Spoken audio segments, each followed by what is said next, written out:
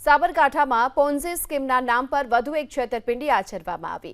હિંમતનગરની the big bull family નામની Ponzi scheme સંચાલકો સામે પોલીસ ફરિયાદ નોંધવામાં આવી છે। છેતરપિંડીનો આંક 15 કરોડની આસપાસ હોવાનો ભોગ બનનારે દાવો કર્યો। 50થી વધુ રોકાણકારોએ ધ બિગ બુલ ફેમિલી નામની પોન્ઝી સ્કીમમાં રોકાણ કર્યું। સારા વળતરની લાલચ આપી અને તમામ પાસેથી પૈસા પડાવવામાં આવ્યા અને બાદમાં છેતરપિંડીની જાણ થતાં સમગ્ર મામલે પોલીસ વડાને રજૂઆત કરાઈ। પોલીસ વડાએ ફરિયાદ નોંધાવવાનો આદેશ કરતા ધ બિગ બુલ ફેમિલી નામની પોન્ઝી સ્કીમના સંચાલકો સામે અંતે પોલીસ ફરિયાદ નોંધાઈ છે। રોકાણકારો અનુસાર એપ્રિલ મહિનામાં જ સંચાલકો ઓફિસ બંધ કરી ભૂગર્ભમાં ઉતરી ગયા।